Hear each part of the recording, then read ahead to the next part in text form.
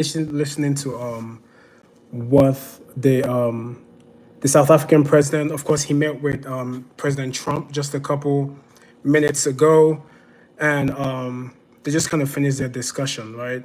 So, what were my takeaways from the discussion? I mean, before I move like on talk about the takeaways that I have, right? You know, a couple questions always come to mind whenever we have this kind of discussions whereby African countries are coming to the US, whether it's to the United States, whether it's to Europe or Asia, and seeking for help.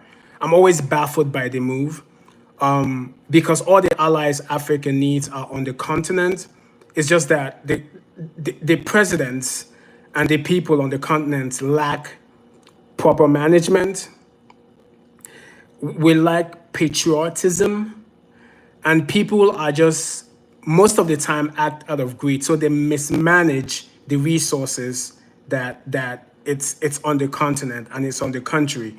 Thereby, there's always this begging mentality, and people are always begging for for a handout. Why is that? That's one question. The other question I have, it's and before I kind of jump into like some of the things that went on, the other question I have is that why is it that white South Africans own the lands? So I mean, I guess most lands. I don't know the proportion of lands they own in South Africa, but I'm curious to know why is it that white South Africans who own the lands. I'm always thinking that lands, first rights of ownership, it's for the people who are indigenous to the place, and I don't think whites were indigenous to South Africa. And this is not just South Africa per se; it's also the case in places like Zambia, as well, where you have white owning a vast majority of land. Now, my question is that if whites were not the indigenous to these places, that means there were people who were indigenous to the place before the whites came. Unless if they were whites, then I'm wrong. But I would believe that the people that own those lands, were they properly compensated by the people who own these lands now, or was it forcefully taken away from them? That's one of the other questions that I have. Like when people talk about this whole land issue, right? So now, just moving forward, right? So I think that the president of South Africa handled himself well. I really agree with I can't remember the guy he's a South African. He Vusi, or he does a lot of speeches, and he kind of said that he did well, and I think he did well. He handled himself well. I think I've earned more respect for him as a president. He didn't cower, or he didn't grovel, or have a demeanor of grovelance in the presence of a superpower, right? He held himself well, and I think he did a good job in diverting the conversation to kind of be mainly focused on the issues in South Africa, right? So he wasn't overly, because one of the other questions I have is that where were there people who are not part of the South African government in this discussion, right? You had, some of Trump's friends who I believe he was much interested in what his friends from South Africa had to say. Then you have to watch body language in this, and there was a condescending body language I saw as well.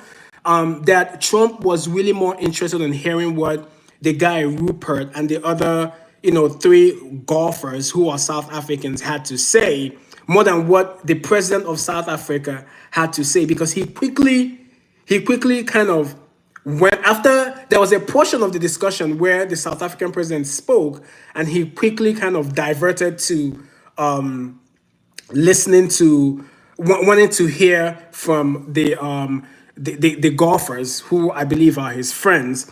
But I think the South African president did a good job in bringing the topic back to the main issue, which has to do with the problem in South Africa, and trying to make sure that the focus is really on, he did a good job in protecting the South African country, which is what a president is meant to do. You're not meant to kind of, open up your country or your government to, criticisms, because when you talk about crime, right? Every country has crime. And you know, when you talk about criminal activity and every country has these things. It's prevalent in every country, and it's left for countries to kind of handle these things themselves in the way they see fit. So bringing it forth, which the other people did with Trump, I didn't think it was right. I think that the investment issue and the business issue, which is general and which encapsulates every other thing that is pertinent in the country, is the right way. And that is how the president kind of held it. Because after the golfers spoke, you know, Trump's friend spoke, he brought the topic back to, you know, the main reason why we are here is to bolster investment, you know, business, and also for, you know, Elon Musk to come back and do some things in the country. So all in all, I think that the South African president held his own properly, and he did a good job in trying his best to make sure that the conversation is held in a way that it does not become condescending on South Africa, and it focuses more on the issues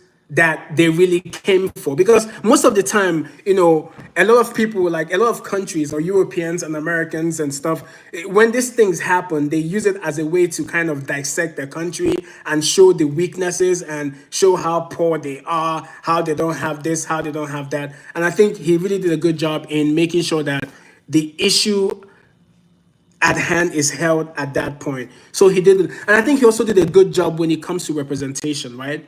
You know, like I mentioned before, I think Trump was, you know, interested in hearing what, you know, the rich people, I don't know, those guys had to say.